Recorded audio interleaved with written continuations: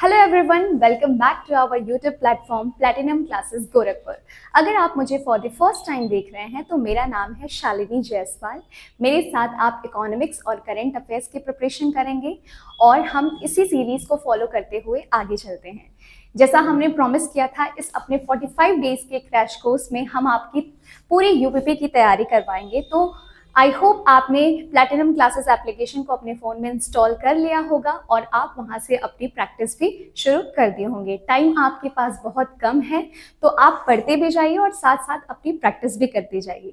ठीक है, जैसे कि हमने लास्ट क्लास में पढ़ा था लास्ट क्लास में हमने पढ़ा था आरबीआई का ओरिजिन और उसके फंक्शंस। आज हम उसी को कंटिन्यू करते हुए आगे उसमें पढ़ेंगे मॉनेटरी पॉलिसी, जो कि एक बहुत इंपॉर्टेंट टॉपिक है हमारे इकोनॉमिक्स के पोर्शन का। तो आइए आज देखते हैं हम क्या पढ़ेंगे मॉनेटरी पॉलिसी में। ठीक है, मॉनेटरी पॉलिसी इन इंडिया, जिसे हम बोलते हैं मौद्रिक नीति।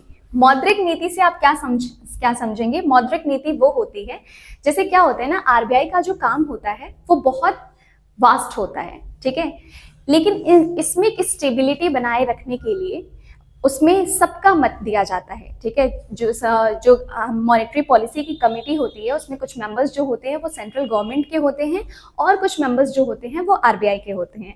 ठीक है, वो आपस में मिलके वो अपने इस पूरे सिस्टम को रेगुलेट करते हैं। ठीक है, आइए हम देखते हैं मॉनेटरी पॉलिसी होती क्या है। मॉनेटरी पॉलिसी जो होती है उसका मेजर 3 ये काम होता है। ठीक है, पहला कंट्रोल सप्लाई ऑफ मनी। ठीक है, कंट्रोल सप्लाई ऑफ मनी। हमारी पूरी इकोनॉमी में जो मनी की सप्लाई है उसको कंट्रोल करना। ठीक है, अगर लोगों के पास बहुत ज़्यादा पैसे होंगे तो जाहिर सी बात है उनकी डिमांड भी बहुत ज़्यादा होगी, और अगर उनकी डिमांड ज़्यादा होगी तो उसकी वजह से हमें इन्फ्लेशन जैसी सिचुएशन को फेस करना पड़ सकता है। तो सप्लाई ऑफ मनी को मार्केट में कंट्रोल करना। दूसरा है क्रेडिट कंट्रोल। ठीक है, लोन जो दिया जाता है, लोन अगर लोगों के पास बहुत ज़्यादा पैसे होंगे, अगर उन्हें कम रेट ऑफ इंटरेस्ट पे अगर उन्हें बैंक से लोन मिल जाएगा तो वो ज़्यादा से ज़्यादा लोन लेंगे। ठीक है, अगर ज़्यादा लोन लेंगे तो उनके पास पैसे भी ज़्यादा होंगे, तो उस हिसाब से वो उससे ज़्यादा पैसे भी खर्च करेंगे। तो लोन पे भी अपना कंट्रोल बना के रखना, ये भी काम होता है। और तीसरा cost of money, rate of interest. Normally क्या होता है, रेट ऑफ इंटरेस्ट जो होते हैं उसको फ्लैक्चुएट करके, उसे हाई और लो करके भी हम मनी सप्लाई को मार्केट में कम कर सकते हैं। ठीक है, आगे देखते हैं। जो मेजर ऑब्जेक्टिव्स होते हैं मॉनेटरी पॉलिसी के, वो होते हैं प्राइस स्टेबिलिटी और दूसरा होता है ग्रोथ इन इकोनॉमी। मार्केट में प्राइस स्टेबिलिटी को बना के रखना बहुत ज्यादा जरूरी होता है, क्योंकि अगर आपके मार्केट में प्रॉपर स्टेबिलिटी नहीं है तो इट मीन्स कि आपका काम सही ढंग से नहीं हो रहा है। एक प्रॉपर स्टेबिलिटी बना के रखना, जो डिमांड्स वगैरह हैं चीज़ों की, वो एक प्रॉपर बैलेंस इकोनॉमी में बना के रखना जो होता है वो होता है प्राइस स्टेबिलिटी। दूसरा होता है ग्रोथ इन इकोनॉमी। अगर आपके वहाँ सब कुछ नॉर्मल है, अगर बहुत ज़्यादा इन्फ्लेशन नहीं हो रहा है, एक बैलेंस्ड इकोनॉमी में है, तो आपकी कंट्री की जीडीपी भी बढ़ेगी, आपका इकोनॉमिक ग्रोथ भी होगा। ठीक है, तो ये भी, इस पे भी कौन फोकस करता है? Monetary policy. और हमारा जो कंज्यूमर प्राइस इंडेक्स है वो 2% से 6% के बीच में लाई करना चाहिए। ठीक है, कंज्यूमर प्राइस इंडेक्स ये होता है कि अगर आप जो चीज़ आपके पास जो पैसे हैं, ठीक है, उन पैसों से आप जो चीज़ें खरीद रहे हैं, उन पैसों से आप जिन भी चीज़ों को व्यय कर रहे हैं, उन सब की जो ये एक रेशियो होती है वो 2% से लेके 6% के बीच में ही होनी चाहिए। तो उसे एक नॉर्मल रेजिस्टेंस मान के चलते हैं। आगे देखते हैं मॉनेटरी रेट।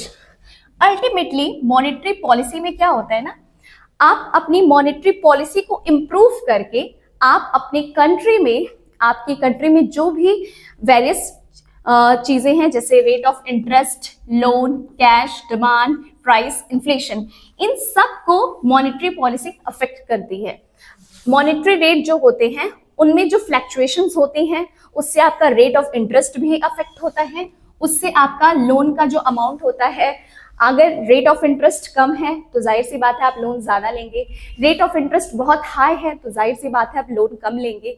तो अल्टीमेटली आपके लोन को भी अफेक्ट करता है। कैश आपके पास जब होंगे, ज्यादा कैश होंगे, तो जाहिर सी बात है आप ज्यादा खरीदारी करेंगे, ज्यादा पैसे खर्च करेंगे, तो मार्केट में जो पैसा होगा वो बहुत ज्यादा हो जाएगा, तो अल्टीमेटली इन्फ्लेशन इंक्रीज हो जाएगा। डिमांड उसी से रिलेटेड है, प्राइस, और इन सब का इम्पैक्ट लास्ट में पड़ता है हमारी इन्फ्लेशन पे। ठीक है, मॉनेटरी रेट में हम पढ़ेंगे MSF, जो कि है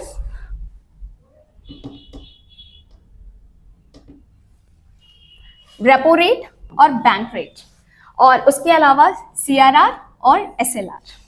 ठीक है, इन्हें हम डिटेल में आगे पढ़ते जाएंगे। अब हम देखेंगे बैंकिंग सिस्टम अपना काम कैसे करता है। ठीक है, मान लीजिए बैंक के पास इतने पैसे आते कहां से होंगे कि वो लोगों को वो पैसे दे। ठीक है, तो क्या होता है ना कि जब बैंक में हम पैसे डिपॉजिट करने जाते हैं, मान लीजिए हमने बैंक में 100 रुपए डिपॉजिट किया, ठीक है, और बैंक हमें उस पे 3% का इंटरेस्ट दे रही है, तो वो बैंक के पास जो टोटल अमाउंट हो गया वो 103 रुपए का हो गया। और अगर उन्हीं 100 रुपए में से बैंक उन पैसों को, मान लीजिए उसने 100 रुपए लोन पे दे दिया, और जिसे उसने लोन दिया उससे वो 7 रुपए का रेट ऑफ इंटरेस्ट चार्ज कर रही है, तो टोटल कितना हो गया 107। तो ये जो डिफरेंस है ना 4% का, ये तो प्रॉफिट हुआ, क्योंकि बैंक में करोड़ों में पैसे जमा किए जाते हैं, करोड़ों में लोन भी दिया जाता है, तो जाहिर सी बात है प्रॉफिट भी करोड़ों में जाता होगा। तो इस तरीके से बैंक अपनी सारी चीजों को कवर करती है। ठीक है, कि किस ढंग से वो किसको कितना अमाउंट प्रोवाइड करेगी, किसे कितना लोन देना है, किस रेट ऑफ इंटरेस्ट पे देना है, क्योंकि जो लोन का सेगमेंट है वो भी काफी वास्ट हो चुका है। आपको अलग अलग तरह के लोन्स दिए जाते हैं, पर्सनल लोन दिए जाते हैं, होम लोन दिए जाते हैं, आपको व्हीकल लोन दिए जाते हैं, तो अलग अलग लोन्स के लिए अलग अलग चार्जेस होते हैं। तो ये आपका प्रॉफिट अमाउंट भी जो होता है, प्रॉफिट का अमाउंट वो भी फ्लैक्चुएट होता रहता है। ठीक है, लेकिन जब हमें लोन देना रहता है तो उस लोन को हम 2 रेट्स पे देते हैं। पहला होता है बेस रेट, दूसरा होता है प्राइमरी लेंडिंग रेट। ठीक है, सपोज करिए आपका बैंक अकाउंट है SBI में। ठीक है, SBI में आपका बैंक अकाउंट है और आप बहुत अच्छा ट्रांजैक्शन कर रहे हैं। अच्छा ट्रांजैक्शन मींस आप बैंक में आपका रेगुलर बेसिस पे कोई ना कोई ट्रांजैक्शंस होते रह रहे हैं और अच्छे अमाउंट हो रहे हैं, आप अच्छे से अपने बैंक अकाउंट को मेंटेन भी करते हैं, टाइम टू टाइम उसमें पैसे आपने फिक्स डिपॉजिट करा रखे हैं, या फिर आपकी कोई RD वगैरह वहां पे चल रही है, तो आप एक वेल्दी कस्टमर हैं बैंक के।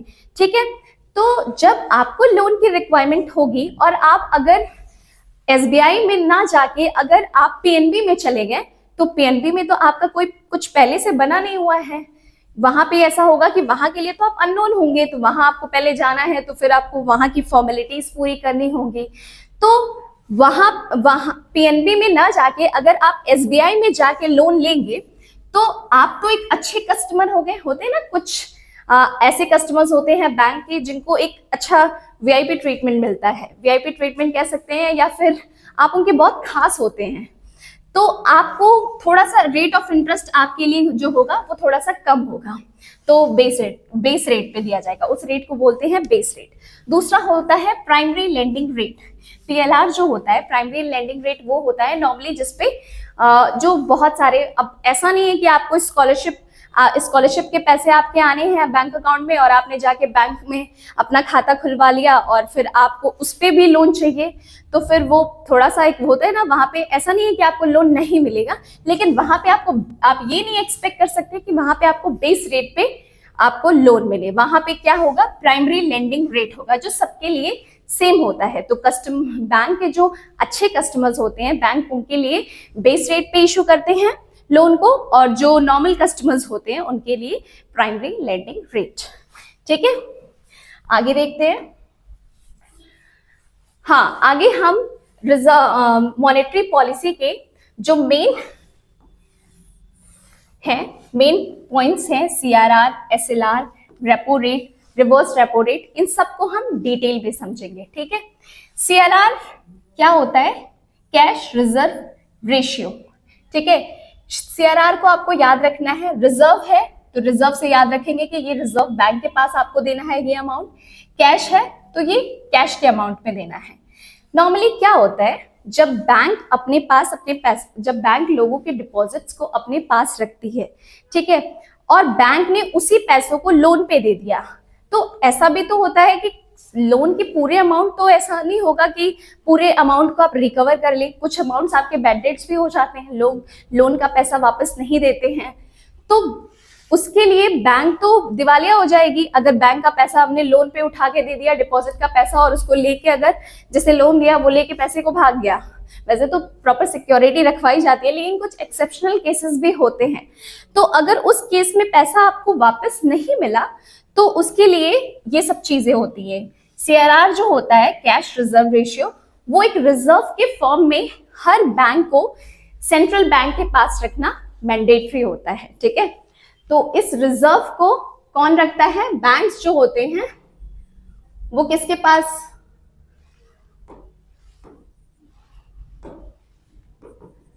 बैंक जो होंगे वो आरबीआई के पास रखेंगे, ठीक है, कैश के फॉर्म में रखेंगे, और इस पे किसी तरह का कोई इनकम जनरेट नहीं होता है। क्यों नहीं होता है?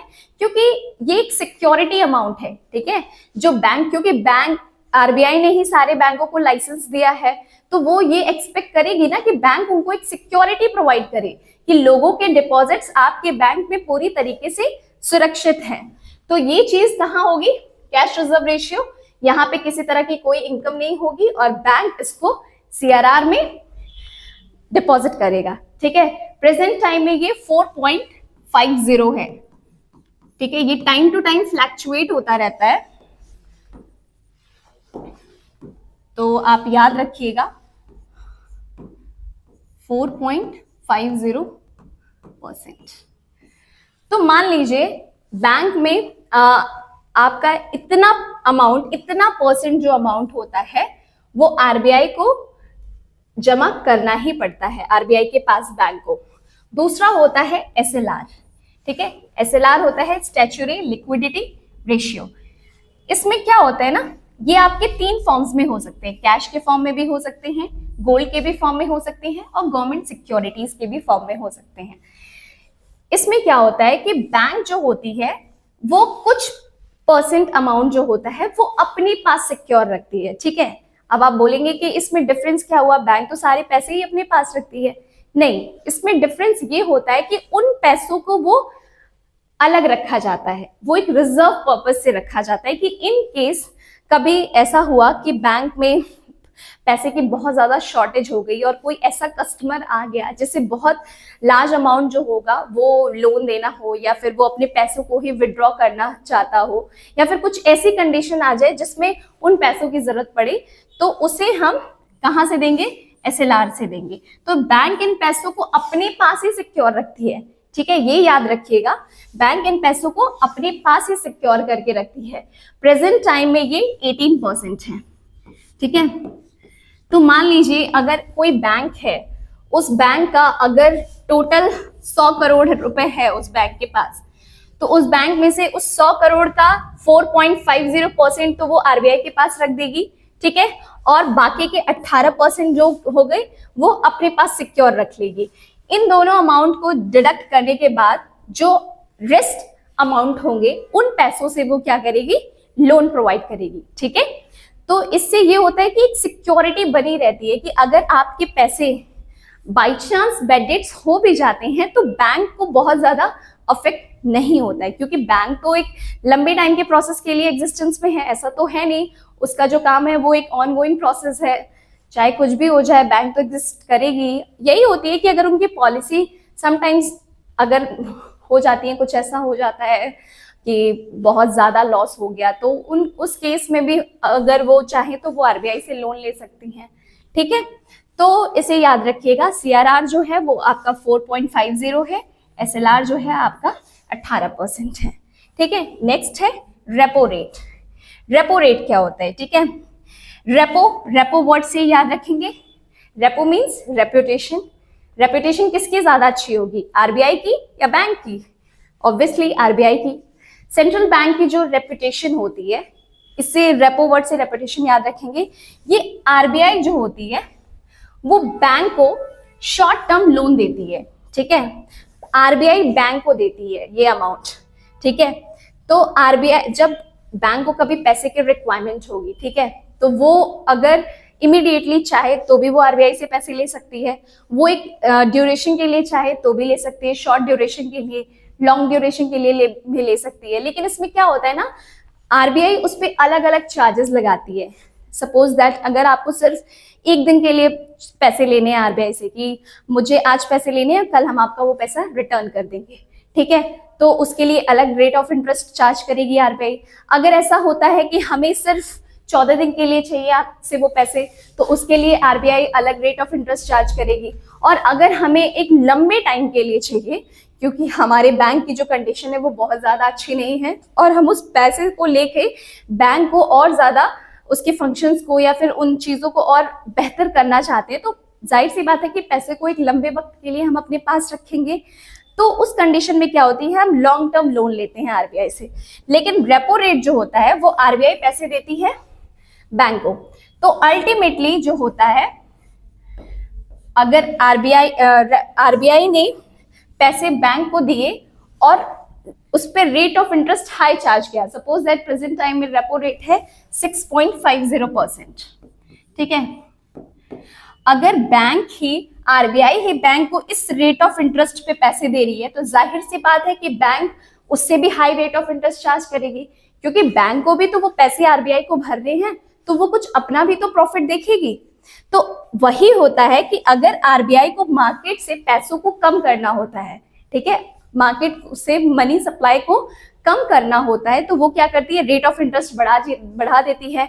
हमेशा रेपो रेट ज्यादातर देखा जाता है कि अफेक्ट करता है, ये जो रेट्स होते हैं ये इसके ज्यादा फ्लैक्चुएट होते रहते हैं।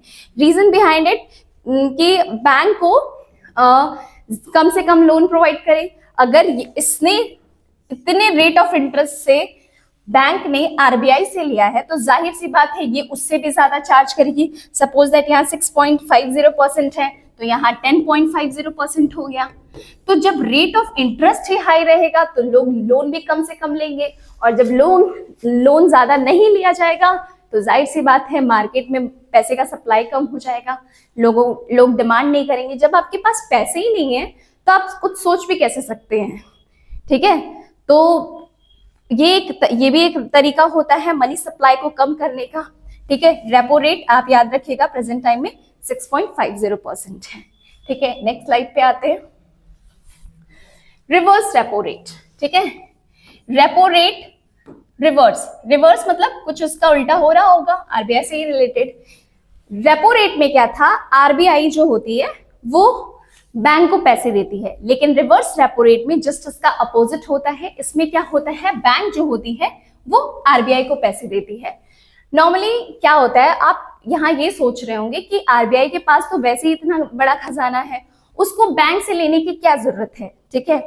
नॉर्मली क्या होता है ना, सैटरडे संडे को बैंक में बहुत ज्यादा रश नहीं होता है, ठीक है। संडे तो वैसे भी ऑफ होता है, सैटरडे को लोग ज्यादातर कंफ्यूज ही होते हैं कि आज सेकंड सैटरडे है या फोर्थ सैटरडे है, तो उस दिन बैंक में और दिनों के कंपैरिजन में ज्यादा भीड़ नहीं होती है, उस दिन बहुत ज्यादा ट्रांजैक्शंस भी नहीं होते हैं, तो बैंक के पास पैसे ज्यादा होते हैं। या फिर और भी कंडीशंस होती हैं, जैसे छुट्टियां आ जाती हैं, कुछ ऐसे गस्टेड हॉलीडेज हो जाते हैं, या फिर मार्केट में जब फेस्टिवल्स आते हैं तो आप देखते हैं कि एटीएम वगैरह में या फिर बैंक में बहुत ज्यादा भीड़ लगी होती है। नॉर्मल ऐसा होता है तो कम भीड़ होती है, मतलब ऐसी कंडीशन जिस टाइम मार्केट में बहुत ज्यादा भीड़ ना हो, लोगों की डिमांड बहुत ज्यादा ना हो, पैसे एक स्टेबल मार्केट हो, उस टाइम पे क्या होता है ना कि बैंक के पास पैसे ज्यादा होते हैं, तो बैंक सोचती है कि अब मैं इन पैसों का करूं क्या, अपने पास उन पैसों को रखेगी तो उसकी कोई वैल्यू होगी नहीं, तो बैंक क्या करती है, उन पैसों को आरबीआई के पास पार्क कर देती है। लेकिन एक चीज और याद रखिएगा, क्या होता है, बैंक जो होती है रेपो रेट में बैंक को आरबीआई से पैसों की जरूरत थी, रिवर्स रेपो रेट में आरबीआई को बैंक के पैसों की कोई जरूरत नहीं है, ठीक है। वो तो जस्ट उसका एक्सेस अमाउंट है, इसलिए वो उसको आरबीआई के पास ले जाके रख रही है, क्योंकि अगर आरबीआई अपने पास नहीं रखेगी तो बैंक उन पैसों को कस्टमर्स में बांट देगी। अगर कस्टमर्स में पैसे ज्यादा जाएंगे तो फिर मार्केट में लोगों के पास मनी सप्लाई बढ़ जाएगी, अल्टीमेटली फिर डिमांड बढ़ेंगे, और डिमांड बढ़ेंगे तो फिर इन्फ्लेशन हो जाएगा। तो इन्फ्लेशन होगा तो फिर लोग कहेंगे कि अरे सरकार ने महंगाई बढ़ा दी, तो वहां पे ब्लेम फिर सरकार आरबीआई को करेगी कि आपकी मॉनेटरी पॉलिसी कैसी है कि फिर महंगाई बढ़ती ही जा रही है। तो आरबीआई सोचती है कि उन पैसों को वो कस्टमर्स में डिस्ट्रीब्यूट करें, उससे बेटर है कि उन पैसों को हमें ले लें। इसलिए आप हमेशा याद रखिएगा, जो रिवर्स रेपो रेट होता है उसका जो रेट ऑफ इंटरेस्ट होता है वो रेपो रेट से कम होता है, ठीक है। क्योंकि आरबीआई को कोई जरूरत नहीं है बैंक के पैसों की, वो तो जस्ट बैंक उनको दे रहा है कि हमारे पास वो पैसा पड़ा रहेगा और मार्केट में हम लोगों को बहुत ज्यादा देंगे तो इन्फ्लेशन बढ़ जाएगा, इससे अच्छा हम उन पैसों को ले जाके आरबीआई को दे दें, ठीक है। तो प्रेजेंट टाइम में जो रिवर्स रेपो रेट है वो है 3.35%, ठीक है। आप इसे याद रखिएगा, 3.35%। Okay, clear. नेक्स्ट है बैंक रेट। बैंक रेट में भी आरबीआई जो है वो बैंक को पैसे देती है और ये एक लॉन्ग टर्म लोन होता है, ठीक है। लॉन्ग टर्म लोन मतलब एक लंबे टाइम पीरियड के लिए आरबीआई ने बैंक को पैसे दिए हैं। इसमें बैंक अपना कोई भी काम कर सकती है, या तो उसने कुछ ऐसे बड़े बड़े लोन्स बांट दिए होंगे जिस वजह से उसके पास पैसों का शॉर्टेज हो गया हो, या फिर उसे इंटरनली रिकंस्ट्रक्ट करना हो, रीजन चाहे जो भी हो, उसने आरबीआई से पैसे लिए और उसे एक लॉन्ग टर्म लोन की तरह आरबीआई ने दिया है, तो जाहिर सी बात है वो रेट ऑफ इंटरेस्ट भी उसी हिसाब से चार्ज करेगी, ठीक है। नेक्स्ट है marginal standing facility, that is MCF. RBI इसमें बैंक को लोन देती है वेरी शॉर्ट टाइम पीरियड के लिए। मान लीजिए आपको कल के डेट में पेमेंट करना है और आज आपके पास सफिशिएंट अमाउंट ऑफ मनी नहीं है, तो आप क्या करेंगे, आप किसी और बैंक से मांगेंगे, इससे अच्छा आप आरबीआई से ही ले लीजिए, क्योंकि बैंकों का बैंक कहा जाता है आरबीआई को, तो आरबीआई आपको पैसों को वो प्रोवाइड करेगी। तो यहाँ पे क्या होता है, आरबीआई आपको वो प्रोवाइड करती है और marginal standing facility present time में इसका जो रेट ऑफ इंटरेस्ट है वो है 6.75%।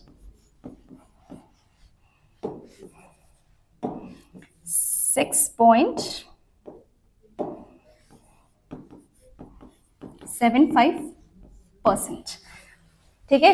ये याद रखिएगा, ये वेरी शॉर्ट टर्म पीरियड के लिए होता है। रेपो रेट जो होता है वो उससे ज्यादा होता है और बैंक रेट जो होता है वो उससे ज्यादा होता है। तो आप वो सीक्वेंस याद रखिएगा जो हमने आई थिंक किसी स्लाइड में देखा था, ये, ठीक है। ये है वेरी शॉर्ट, सॉरी, ये है शॉर्ट और ये है लॉन्ग टर्म के लिए, ठीक है। इस स्लाइड से आप इसे याद रखिएगा। आई होप सीआरआर, एसएलआर ये भी आपका क्लियर हो गया होगा। सीआरआर आरबीआई के पास होता है, आरबीआई के पास सिक्योर रखना होता है, एसएलआर को बैंक खुद अपने पास सिक्योर करके रखती है, ठीक है। आगे बढ़ते हैं।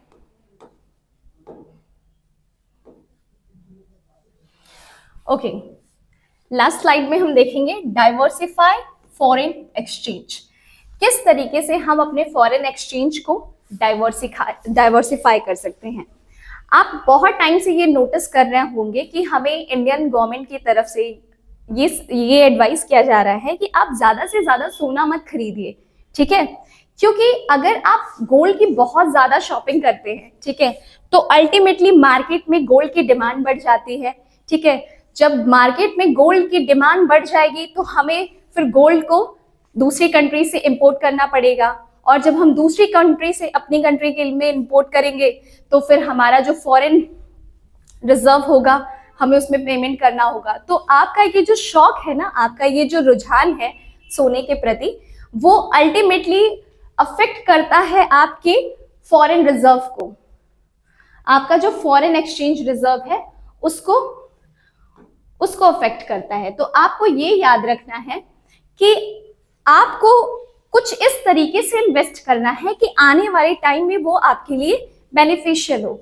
नॉर्मली क्या होता है, जब हम सोने को खरीद लेते हैं और उसे खरीद के हमने अपने शौक से ही खरीदा, क्योंकि लोगों का विश्वास सोने पे में अभी भी अटल है। उन्हें ऐसा लगता है कि सोने चांदी में अगर हमने इन्वेस्ट कर रखा है तो वो हमें एक लॉन्ग टर्म प्रॉफिट देता है।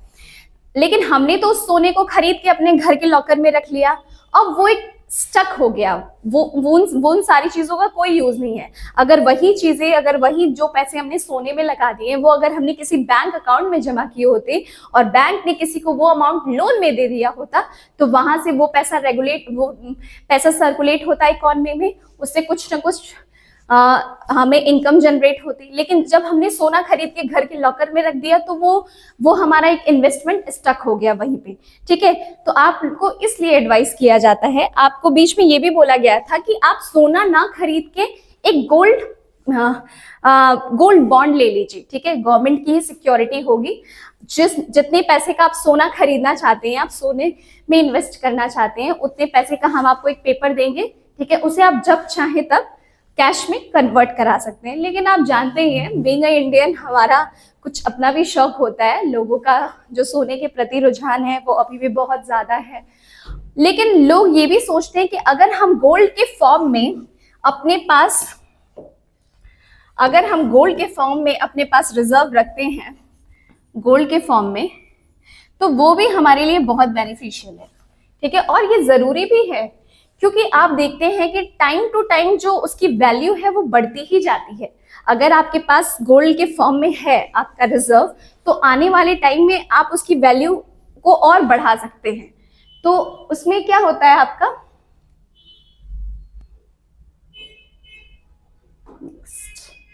हाँ, फॉरेन एक्सचेंज रिजर्व में आपके फॉरेन एक्सचेंज आ जाते हैं, गोल्ड आ जाते हैं, बॉन्ड्स, ट्रेजरी बिल्स और गवर्नमेंट सिक्योरिटीज। वही जो मैंने बताया आपको, सिक्योरिटीज, गोल्ड बॉन्ड के आपको पेपर्स प्रोवाइड करा देती है गवर्नमेंट, ताकि आप उन चीजों को सिक्योर रखें। आप ज्यादा सोना खरीदेंगे तो फिर हमें वो बाहर की कंट्रीज से मंगाना पड़ेगा, और अल्टीमेटली उसका इफेक्ट कहाँ दिखेगा, हमारे फॉरेन एक्सचेंज रिजर्व से।